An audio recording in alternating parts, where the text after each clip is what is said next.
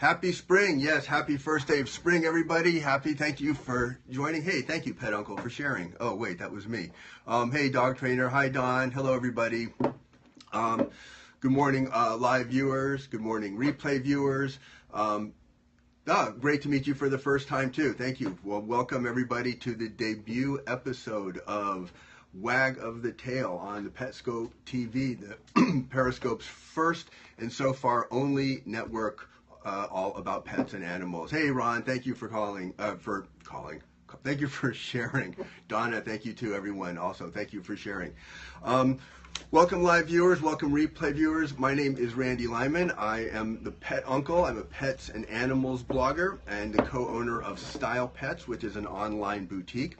You can find my blog and our products at thepetuncle.com, but I'll talk a little more later on about how to contact me and actually even contribute to this show. Yes, I hope everyone's tails are wagging with excitement. Wag of the Tail is, I wanted to do something a little different than some of the shows that we do. Wag of the Tail is what I call a free-range variety magazine show. It's about animals and the lives in the world that we share with them. Some of the episodes, like today, I'm going to base around a particular pet or a particular animal, and some I'm going to cover just sort of a broader topic, of which we will get to. There's going to be a lot of news, there's going to be humor, there's going to be practical tips, pet holidays, animal causes, a lot about the science of animals, which there's been a lot of really exciting research being done on that in recent years, and a lot about animals in pop culture, like movies and TVs and books and so on. So it's going to be like a real variety show with different segments in it and everything. And so every Monday morning, 8 o'clock a.m. Pacific time, that's 10 o'clock Central. And I'm glad to see you all here today, and I look forward to seeing you all in future weeks at the Petscope TV. So today's show is called That Darn Cat. And as you can guess, it's all about cats. If you haven't seen That Darn Cat, of course, was the classic 1965 Disney movie. You got to watch it. It's just a funny movie. It's just like this classic old school Disney comedy farce. It's really great movie. And then of course in 1997 Disney did a remake of it with Christina Ricci and Doug E. Doug, and it was okay. It wasn't quite as good, but it was still pretty good. But you got to watch the original. So we're going to learn a lot of stuff about cats today. We're going to just learn about what amazing things cats' ears are, for starters. We're going to visit a cat cafe. We're going to hear some cat poetry from the future. And we are going to answer the question that I know that you have all been wondering about for many, many years, maybe your whole lives, is should I date a man with cats? What does owning a cat say about a man? So we will go over all that, but first, what city is Cat Cafe? Actually, they're all over, and I'm going to be going over that a little later in the segment. But the first one is in the United States, was in Oakland, literally a few blocks from my apartment, and I'll cover that. But now they're pretty much all over the English-speaking world. So before we get into that, the news, you know that we all know that cats are not fond of traveling, but two cats recently took some very unexpected journeys. Back in June, a cat went for a plane ride in an open cockpit glider at an aviation school in French Guiana. During the flight, the pilot, who you can see looks appropriately shocked at seeing a cat up in his glider, noticed hanging it onto a strut of the plane. Oh yeah, it's not exactly clear how long the flight lasted, how long that cat was in the air. It certainly did not expect it, but the YouTube video flew around the world in like no time whatsoever. But this cat just hung on. And then last month near San Diego, California, a cat went for an 8-mile drive after it got stuck sleeping in the bumper of a car. The driver only realized that the cat was petrified. The cat looked relaxed. The cat took it very well, let's just say, but it was pretty scared. But this other cat was stuck in the bumper of a car for 8 miles, and the driver only realized it after being flagged down by another driver. They took a crowbar to the bumper and managed to get the cat out. It turned out to be the driver's next door neighbor's cat, and they found that out because the cat was chipped. So that's another good reason to chip your pet. And other than being a bit rattled by their experiences, the cats were both physically fine. Neither of them was hurt. But they were, a little scared, and the San Diego County Animal Services recommends that if you park outside, tap the horn of your car before you go anywhere, you go anywhere, so that you can alert any pets that just might happen to be sleeping in the bumper. Yes, the pilot just looked like, what is a cat doing up in my car? So we get on to, so that's the news. We're going to get on to the our first topic. Should you ever date a man who owns a cat? Do real men love cats at all? Can they? Aren't dogs supposed to be a man's best friend? What's it about cats? Well, it turns out that quite a lot of people have written about this topic. All of them women. According to one woman, a cat makes a man, quote, 10 times more dateable, but another woman wonders if a man who owns a cat can even be trusted. She writes, certainly among males, there is no excuse for owning a cat once adolescence has passed, because a fondness for cats reveals more about a man than anything else. It tells us that he'll be a lazy commitment phobe who values sneakiness above solid companionship. Yes, there are a lot of people who feel that way. So, you can't date a man who doesn't like cats. Okay, well, that would be me. So, cats, not men. Yes, some people would prefer cats to men. I can certainly understand that. So, but I don't know. What do you think? Or dogs? Okay. So it turns out that many of the writers who think that you should not date a man with cats don't happen to like cats to begin with. One said that she's allergic. One said, yeah, you're allergic. A lot are allergic.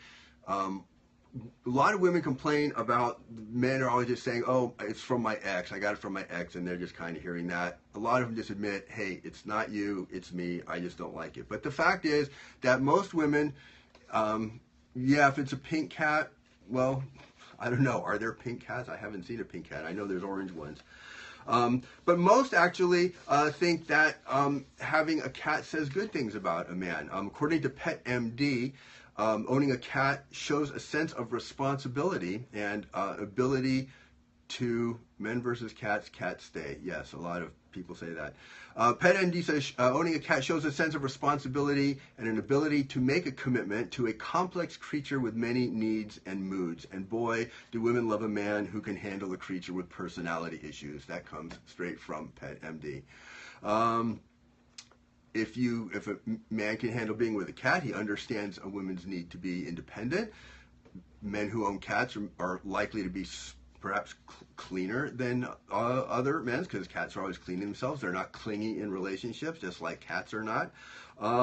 And that men who own cats may well be more secure in their masculinity while still being able to be in touch with their feminine side. And as one says, cat guys are as easy to date as their cats are to own. Just give them a little cuddle now and then, some food and water, and a place to do their business, and they're good to go. So the consensus is, and believe me, a lot of people have written about this, consensus is that owning cats does say good things about a man. But if you're not in the dating scene, if you don't need to worry about whether you should date a man with cats, and you just want to look at pictures of hot guys with cute cats, then go here. Go to this site. This is in French, which I cannot pronounce. But I think it says men and cats, and it's really nice. It's this great combination of pictures where there's like pictures of guys and then pictures of cats doing kind of in the same sort of position. Like here they are. Here's a cat cleaning himself and a man kind of looking at his bicep. Here's another hot guys with cats is another site that you can go check out. So yeah, if you're not interested in dating, just go check out the hot guys and cute cat pictures.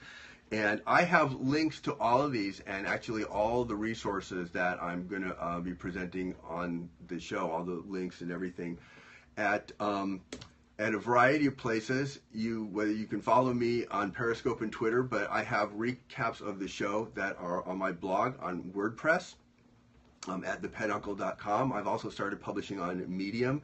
So you can see medium.com at the Pet Uncle. So, and the recaps are going to have links to all of the things in here, and just links to all the stories, and there's some videos and there's clips, so you can always follow up, and you can contact me if you have ideas or comments or anything like that at randy@thepetuncle.com. Yes, I'll give you all a moment to take a screenshot. I can't see if your little screenshot icon comes up, but I'll show this screen this screen a little bit later.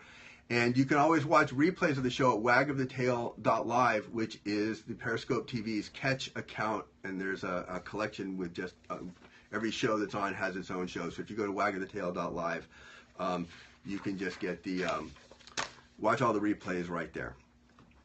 So everyone knows that cats always land on their feet.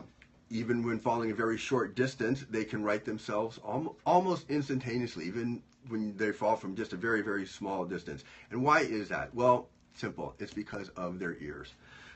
Cat ears are actually quite miraculous little things. People have a lot of facial expressions, but almost no ability to move our ears. And with cats, it's the other way around. The cat ears. It's the cat ears that help them keep the balance. If that's what you're asking. In our faces, humans have like 42 or 43 muscles, and cats have almost no muscles in their face. They can't make expressions because cats are not social animals. They don't need to use, unlike humans and dogs, they don't need to use their faces to communicate. On the other hand, humans only have 6 muscles in each ear. Oh, can't wait for your cat-loving daughter to watch this. Yes, she'll, yeah, please send her to watch. The recap and the video will be, I'll post that on the blog, on the recap articles as soon as I'm done with the show. Human ears have 6 muscles per ear. Dogs have 12 muscles per ear, and cats have, how many muscles per ear do you think a cat has? How many muscles in each ear? Take a wild guess. I'll give you a clue. It is more than 12. It is more than what dogs have. Any ideas? 20? No. More. 45? No. Less. 52? No. No. Sorry, I have to drink my morning coffee. No. How many? Cats, in fact, 23. No. 42. 35 is close.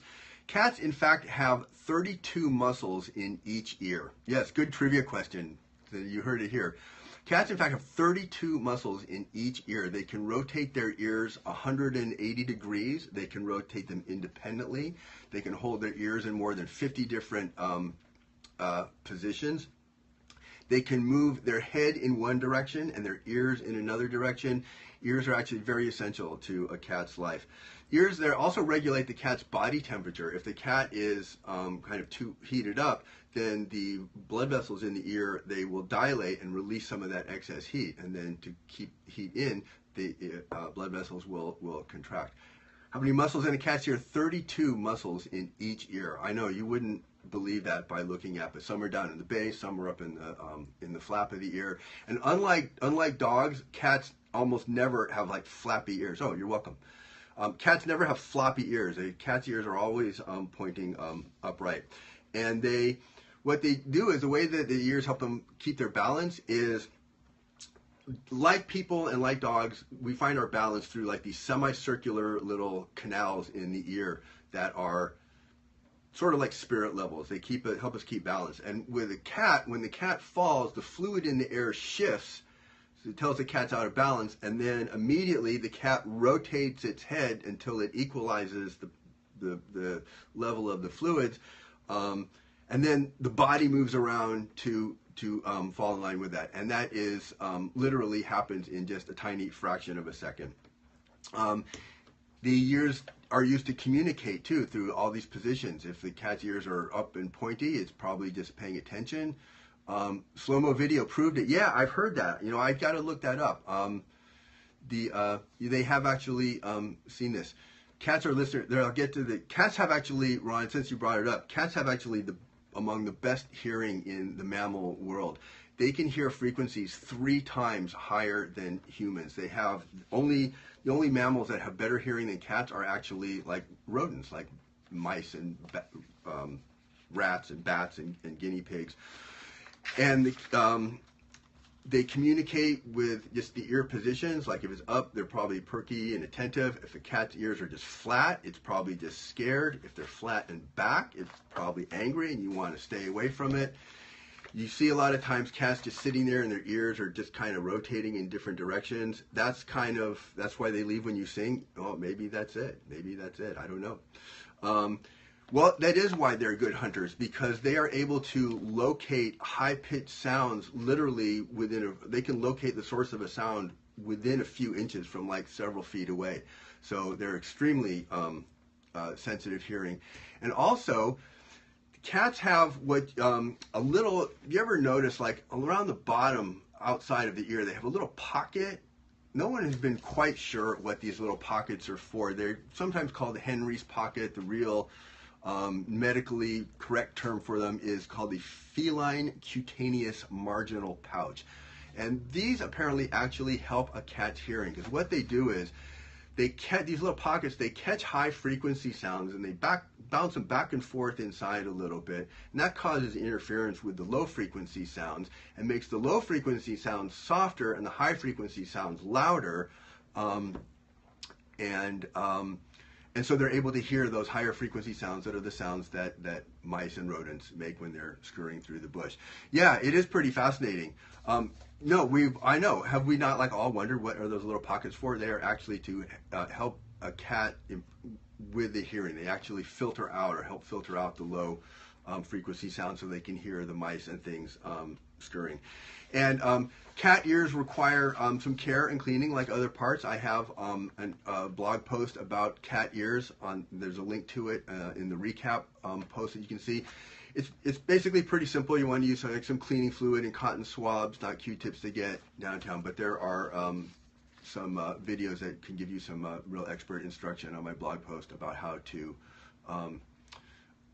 clean your cat's ears, because they can get infected, they can get filled with wax, and just all the things that dog ears can get afflicted with as well. So I learned recently, or I realized recently, that I actually live in Oakland. I live in between the country's oldest wild bird sanctuary and the country's first cat cafe. And that's called Cat Town Cafe here in Oakland, California. It was the first one in the country. They were popular in places like Japan and the Netherlands long ago.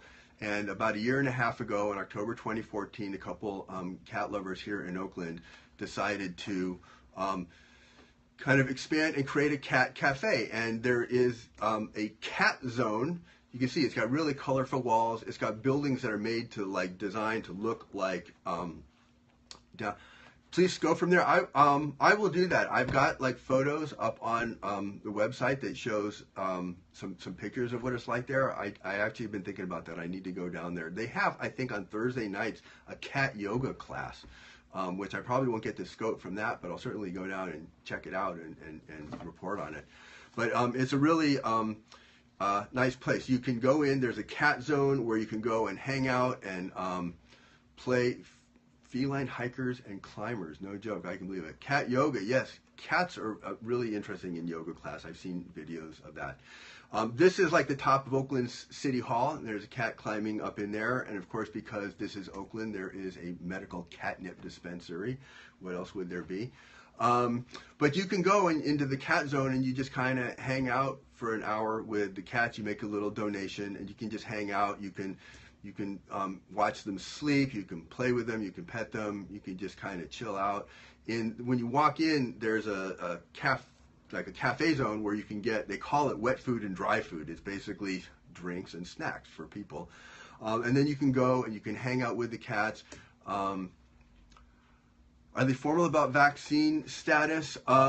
They do check out, these are all rescue cats. They tend to be cats that have come from stressed out situations or anything. They could be a little older. They're not mostly kittens.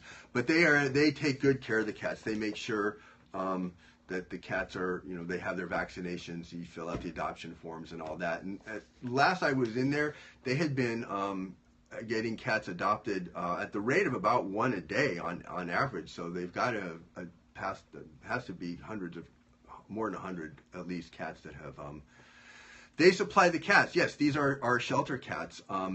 That actually Cat Town was an animal shelter, and then they just sort of opened a cafe to go along with it. Cat Hotel in New York. You can have a cocktail and pet cats for therapy. That would be really nice. No, it is not bring your own cat. This is a rescue. You can adopt these cats here. And there are actually, since some of you are bringing it up, well, first of all, let me just show a couple more pictures here. This is right out on the street front on Broadway, down in the main, one of the main streets in Oakland. And so cats you can hang out, you can look in, you can look out. The cats just sit there and just hang out on the benches and all that. And there are actually cat cafes all over the country now. There is a link to the cat directory on the recap that I have posted on Medium and on the website. There are now 4 in California. There are 3 in New York. I don't have the names all in front of me. There is a cat cafe in Austin, Texas, the Blue Cat Cafe. So I'm sorry you didn't see it when you were there, Therese, but those of you in Texas, especially in Austin, can go to the Blue Cat Cafe. Where in honor of the city's musical tradition. Yeah, I know. I wish I'd known about it while you were there. I didn't find this out until just recently. But it would be a good place to teach people how to care for a cat. Yeah, it would. Because you just get to sit and hang out with the cats. Any in Indiana? I don't know. I don't think so. The whole list is on the blog post. I don't recall in Indiana. But there are 3 in Canada, there are 3 in England, there are 3 in Australia for Ron and Natalie and all of those of you down in Australia. In Brisbane, which I think, Ron, you're not that far from Brisbane, right? There's the Cat Cuddle Cafe. In Melbourne, there's the Cat Cafe Melbourne. And in Sydney, there's a place with the lovely name Catmosphere. So these cat cafes, they started off they're very common in places like the Netherlands and Japan. We got our first one in the United States here in Oakland about 1.5 years ago, and now it's a phenomenon. You can just go and have your coffee, have your tea, have your snacks, and then you can go and just hang out with the cats and talk about a really chill out place to go. So I asked at the beginning of the show whether men can yeah, very close to Brisbane. I thought so. Okay, good. Yeah, so check it out, you dog lover, you, and go check out a cat cafe and tell us what you think. I'd be interested to hear about that.